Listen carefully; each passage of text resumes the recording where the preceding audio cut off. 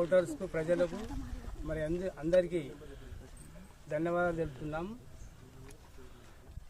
గత 2023లో CC road sanction BT road sanction అయింది 6 నుంచి 1,30,00,000 రోడ్ శాంక్షన్ అయింది. ఆ పని స్టార్ట్ అయ్యేలోపు ఎన్నికలు పోటీ వల్ల రోడ్ అయిపోయింది. గ్రామంలో ఉన్న సీసీ రోడ్లు సుమారు 50 లక్షల సీసీ రోడ్లు వేయడం జరిగింది. అంటే గ్రామంలో ఉన్న ఏ అభివృద్ధి అయినా సరే మేము చేసిందే ఉన్నది.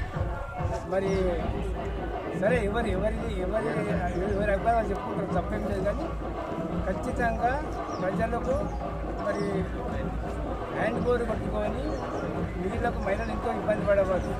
మరి మిషన్ భగీరథ ప్రతి ఇంటికి నీళ్ళు ఇచ్చిన ఘనత మరి మా గవర్నమెంట్ టీఆర్ఎస్ గవర్నమెంట్ నుంచి మేము వాళ్ళ అండతో మేము చేసాము.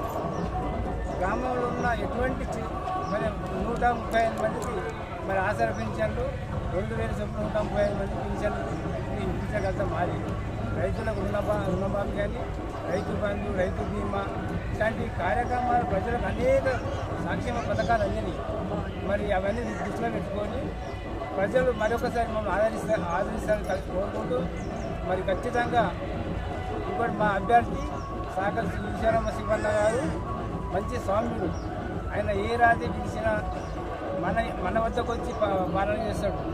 మేము ఆధిపత్యం పోకుండా మరి ఆయన ఏ పని చిన్న పని శివన్న ఎక్కడ ఉన్నావు శివన్న అర్ధరాజు అయినా వచ్చే వ్యక్తి.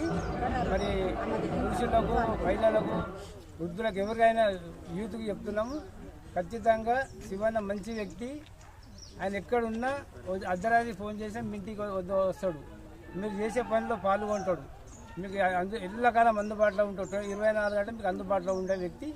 మరి మంచిగా ఆలోచించి ప్రజలు ఎటువంటి ప్రలోభాలకు గురి కాకుండా ఈరోజు 5 రోజులు పండుగ, ఎలక్షన్ పండుగ కాదు, ఎల్లకాలం మనకు ఎవరైతే అండగా ఉంటారో, ఎవరైతే అందుబాటులో ఉంటారో, ఎవరైతే మనకు పిలిస్తే పలుకుతాడో అట్లాంటి వ్యక్తిని చూసి మీరు మరి ఓటు వేసి మరి ఒకసారి శివన్న బలపరిచి ఓటు వేసి గెలిపిస్తారని నేను కోరుతున్నాను.